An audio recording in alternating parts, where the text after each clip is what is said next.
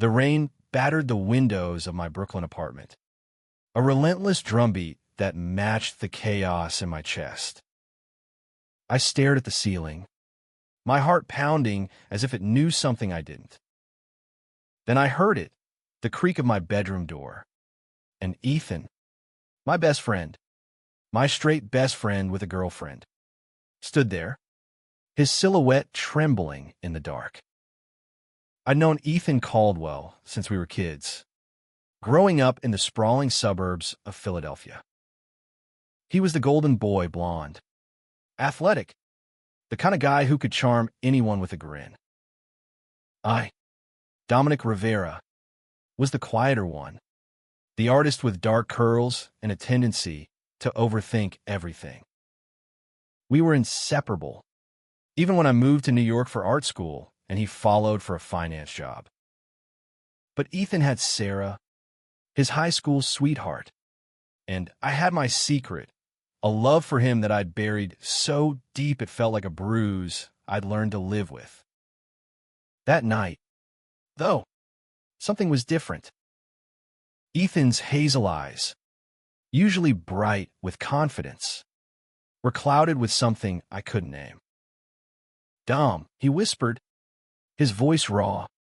"I can't sleep." He was soaked from the rain, his navy sweater clinging to his broad shoulders. I sat up, my pulse racing. "What's wrong?" I asked, but he didn't answer.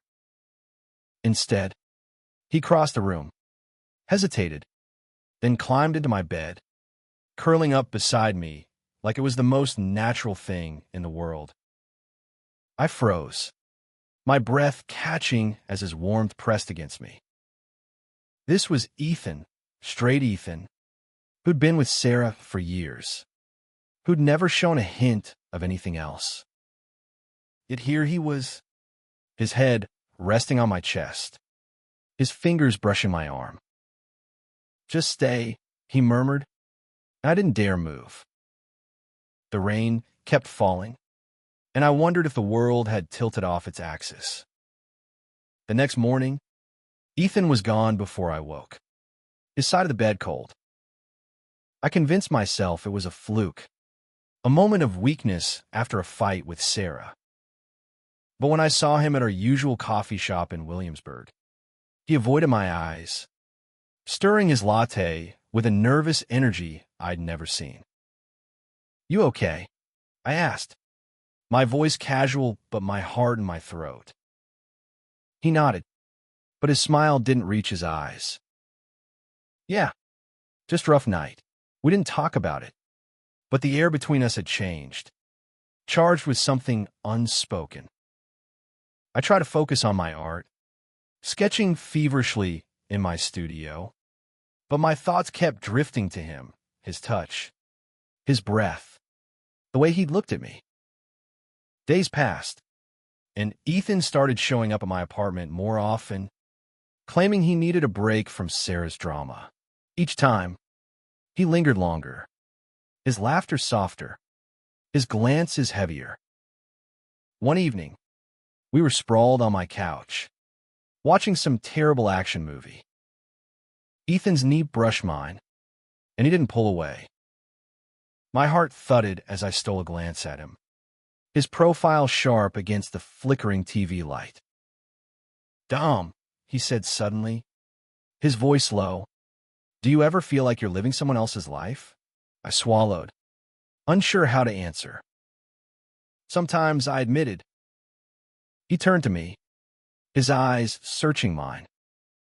"I don't know who I am anymore," he said, and the vulnerability in his voice cracked something open inside me. I wanted to ask what he meant, to push past the walls he'd built, but fear held me back. Instead, I changed the subject, and we laughed it off, but the moment stayed with me, heavy and unresolved. That night, he didn't climb into my bed, but he slept on my couch, his presence filling the apartment like a pulse.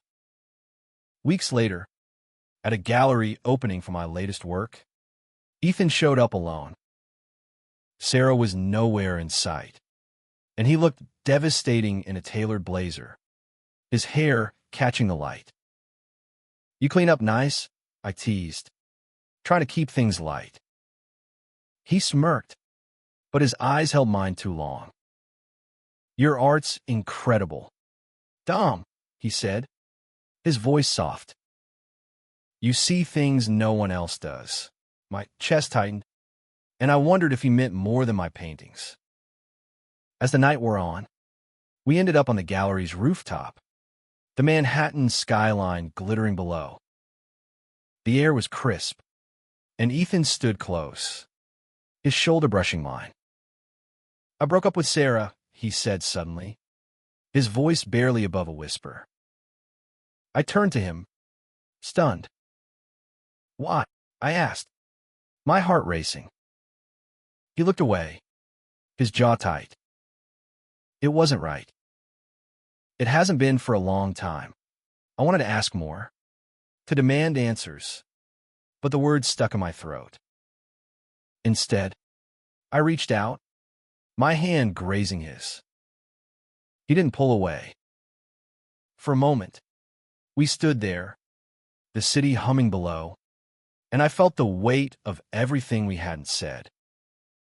"Ethan," I started, but he shook his head, his eyes bright with something like fear or hope.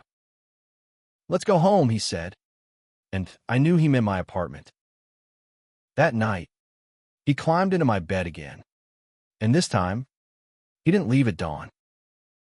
His arms wrapped around me, and I let myself believe, just for a moment, that this could be real.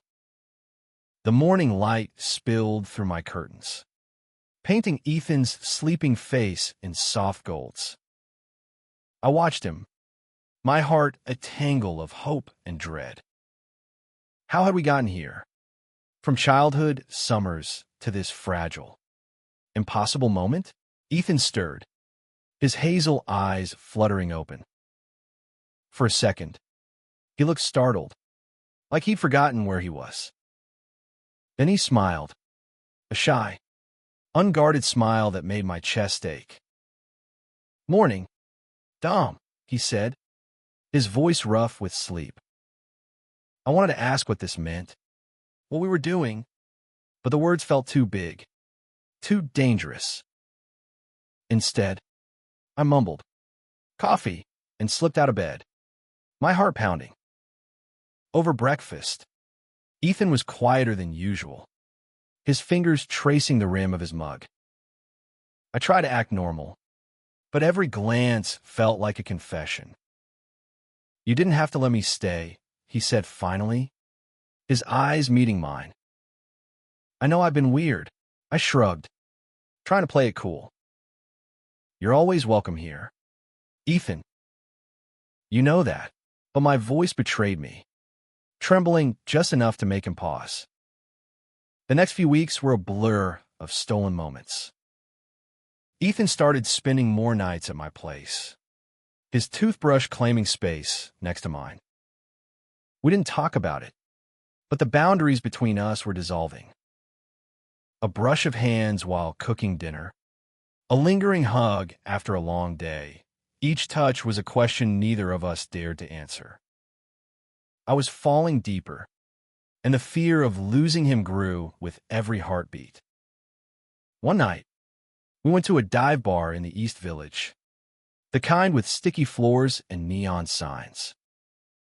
Ethan was in high spirits, laughing louder than usual, his arms slung around my shoulders. "You're my best friend, Dom," he said, his words slurring slightly from one too many beers. "You get me," I smiled, but my heart twisted. Best friend. Was it all I'd ever be? As we stumbled back to my apartment, the city alive around us, Ethan stopped under a street lamp, his face serious. "Dom, I need to tell you something," he said, his breath visible in the cold air. My stomach dropped. "What is it?" I asked, bracing myself. He looked down, his hands shoved in his pockets. "I've been thinking about us." About what this is. My heart stopped, but before I could respond, he stepped closer, his eyes locking onto mine. I don't know what I'm doing, he whispered, but I know I don't want to stop. The world narrowed to just us, the hum of the city fading away. I reached for him, my hand trembling as it cupped his face. He leaned into my touch, and then, impossibly, he kissed me. It was tentative at first, then desperate, like he'd been holding back for years. My knees buckled, but he held me steady, his hand strong on my waist. When we pulled apart, his eyes were wide, like he just jumped off a cliff. "Dom," he said, his voice breaking, "I think I'm in love with you." I couldn't breathe. I dreamed of this, but hearing it felt like a dream I'd wake up from. "Ethan," I started, but he kissed me again, and I let myself fall, trusting him to catch me. The next day, reality crashed in. Ethan got a call from Sarah, her voice sharp through the phone. I couldn't hear the words, but his face told me enough: guilt, confusion, fear. When he hung up, he wouldn't meet my eyes.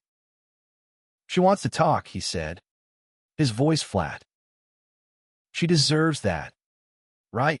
I nodded, my throat tight.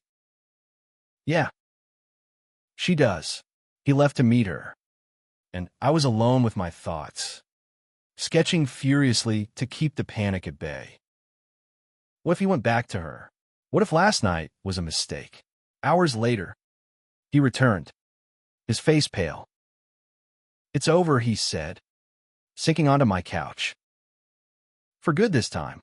I wanted to ask about us, about what he'd said, but the words wouldn't come. Instead, I sat beside him, our shoulders touching, and let the silence speak. That night, he climbed into my bed again, his arms wrapping around me like a lifeline.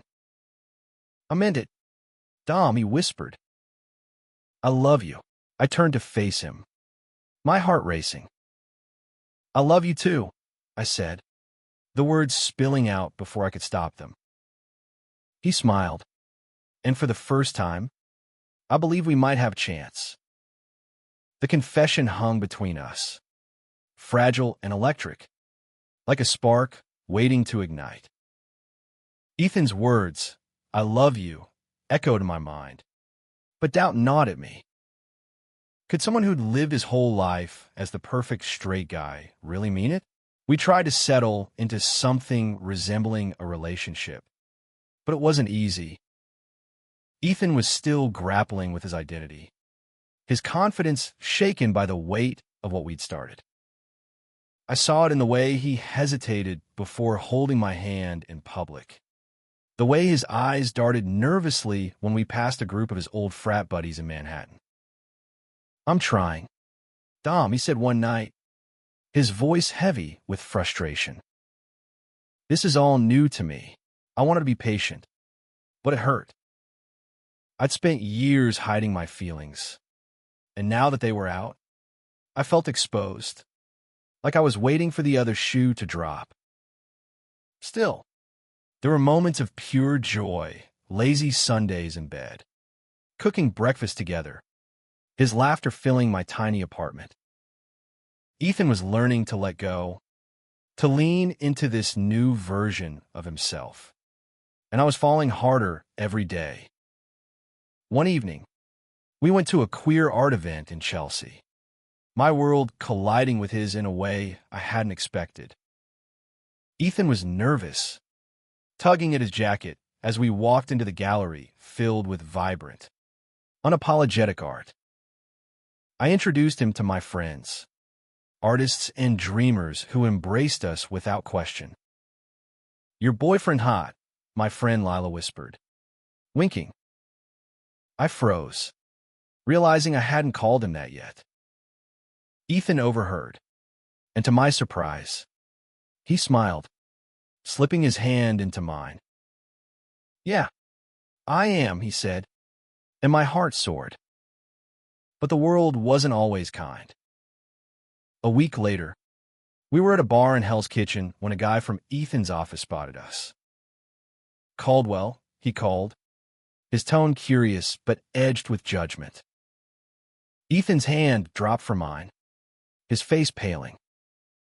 The guy, a loudmouth named Greg, smirked. "Didn't know you swung that way." "Man," Ethan laughed it off, but I saw the tension in his jaw, the way he shrank into himself. When we got home, he was quiet, staring at the floor. "I'm not ashamed of you, Dom," he said finally. I don't know how to do this."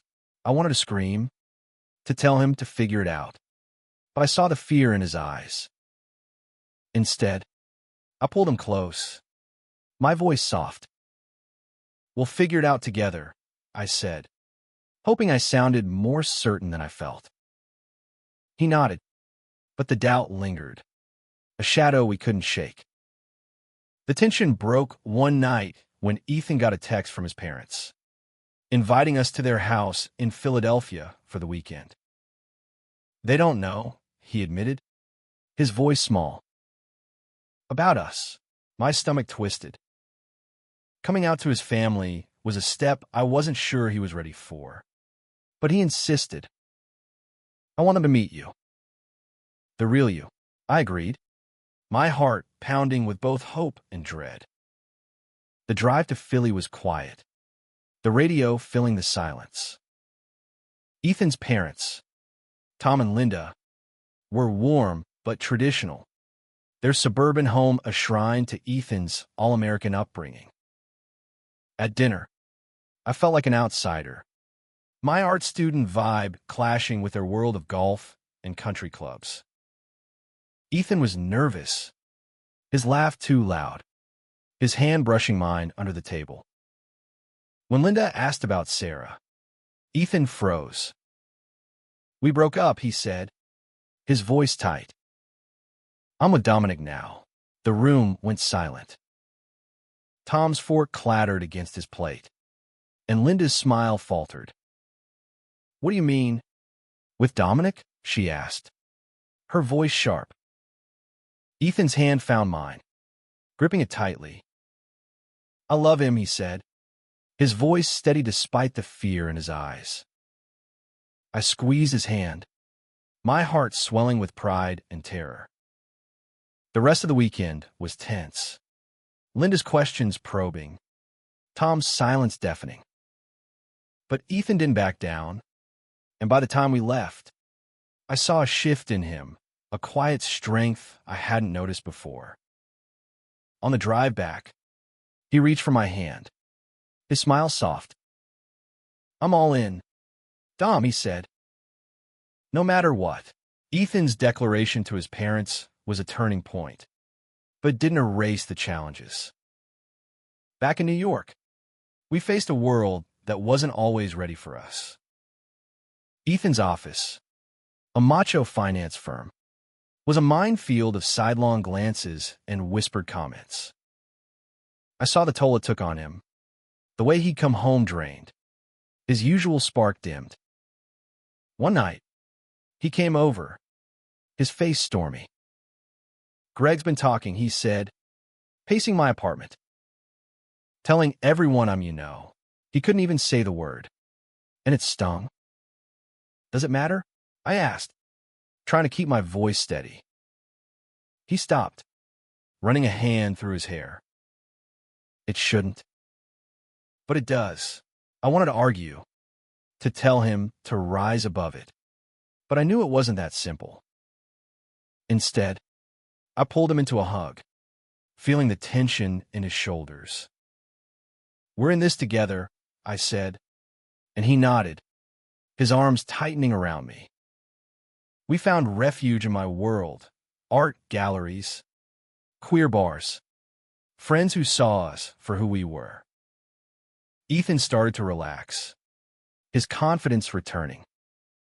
One night, at a rooftop party in Bushwick, he pulled me onto the dance floor, his hands on my hips, his smile brighter than the city lights. "I'm happy, Dom," he said, his voice cutting through the music. "Really happy." I kissed him, not caring who saw, and for once, he didn't hesitate. But life is a way of testing you. A month later, Sarah showed up at my apartment, her eyes red from crying. "I need to talk to Ethan," she said, her voice shaking. I let her in, my heart sinking. Ethan was in the kitchen, and when he saw her, his face went pale. "Sarah, what are you doing here?" he asked. She didn't waste time. "I miss you," she said, her voice breaking. "I know I messed up, but we can fix this." We were good together. I felt like an intruder in my own home, my chest tight as I watched Ethan's face. He looked torn, his eyes flicking to me, then back to her.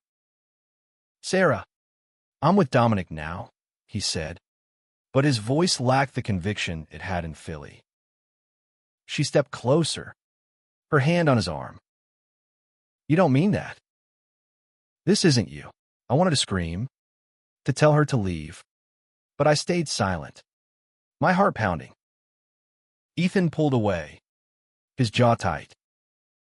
"It is me," he said, his voice stronger. "I love him." Sarah's face crumpled, and she left without another word, the door slamming behind her. The silence was heavy. Ethan turned to me, his eyes filled with guilt. "I'm sorry, Dom," he said. "I didn't want you to see that." I nodded, but the doubt crept back in. Was he sure? Was I enough? That night, he held me tighter than ever, as if he could sense my fear. "I choose you," he whispered, and I wanted to believe him. The next challenge came from my own family. My mom, a fiery Puerto Rican woman who'd raised me single-handedly in Brooklyn, had always been supportive, but she worried about me.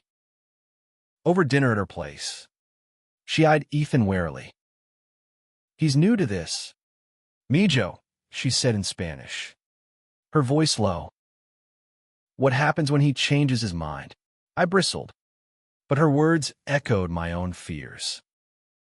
Ethan, to his credit, won her over with his charm, helping with dishes and sharing stories about her childhood. By the end of the night, she hugged him, her eyes soft. "Take care of my boy," she said, and Ethan nodded, his hand finding mine. "Always," he promised. As summer turned to fall, we settled into a rhythm, our lives intertwining. Ethan moved in, his clothes filling my closet, his laugh filling my days. But the world outside wasn't done with us. A new project at Ethan's firm meant working late with Greg, whose comments grew sharper. One night, Ethan came home late, his face drawn. "I can't keep doing this," he said, his voice breaking. "I'm not ashamed, Dom, but I'm tired." I pulled him close, my heart aching. "Then we'll fight together," I said. And for the first time, I believe we could. The weight of Ethan's exhaustion was a wake-up call. I couldn't let him face this alone, but I didn't know how to fix it. The world was testing us, and I was determined to prove we were stronger. I started small, inviting Ethan to more of my art events, introducing him to people who'd support us without question. He thrived in those spaces, his charm winning over even the most skeptical. One night, at a gallery opening, he stood beside me as I explained my latest piece, a vibrant canvas of two figures intertwined, inspired by us. "This is us," I told the crowd, my voice steady as I took his hand. Ethan's smile was radiant, and for the first time, I felt like we were a team. But work was another story. Greg's taunts escalated, and Ethan's boss, a gruff older man named Richard, started giving him sidelong glances. "They think I'm distracted," Ethan confessed one night, his head in his hands. They're not wrong. I hated seeing him like this, his confidence eroded by people who didn't understand. "You're not distracted," I said fiercely. "You're living your truth." The breaking point came when Greg cornered Ethan at a company happy hour, his words slurred and cruel. "You're throwing your career away for this?" he sneered, gesturing vaguely toward me. Ethan snapped, his voice low but firm. "This is my life. Greg, back off." He walked away, but the damage was done. The next day, Richard called him into his office, suggesting he focus on his priorities. Ethan came home that night, his face a mix of anger and defeat. "I'm done, Dom," he said, tossing his keys on the counter. "I'm quitting." My heart sank. Finance was his world, his passion. "You don't have to do that," I said, but he shook his head. "I want to. I want to be with you, not fighting battles I don't believe in." The decision was a turning point, but it wasn't easy. Ethan spent weeks jobless, his savings dwindling as he searched for something new. I took on extra freelance work, my art becoming our lifeline. We leaned on each other, our bond deepening through the struggle. One night, as we lay in bed, Ethan traced circles on my back. "I never thought I'd be here," he said softly. "But I wouldn't trade it for anything." He found a new job at a smaller firm, one with a younger, more open-minded team. The relief was palpable, his smile returning as he settled into a role that didn't force him to hide. But the world still had its claws. One evening, we were walking home from dinner when a group of guys shouted slurs from across the street. Ethan's hand tightened in mine, but he didn't let go. "Ignore them," he said, his voice steady. I nodded, but the words lingered, a reminder of the battles we'd always face. My art became my outlet, each piece a rebellion against the hate we encountered. Ethan was my muse, his strength inspiring me to create bolder, more honest work. At my next gallery show, he stood proudly by my side, his hand in mine as critics praised my raw, emotional pieces. "You're incredible," he whispered, his eyes shining. I kissed him, not caring who saw, and felt the world shift a little more in our favor. As winter approached, we planned a trip to Provincetown, a queer haven on Cape Cod.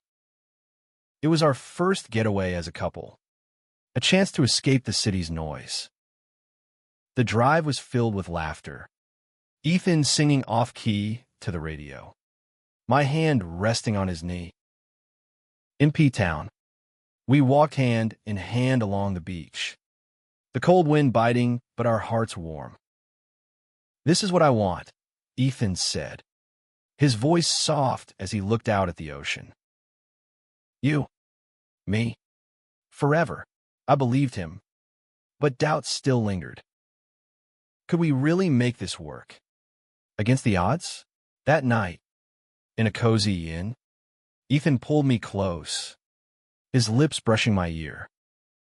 "I'm not going anywhere, Dom," he said.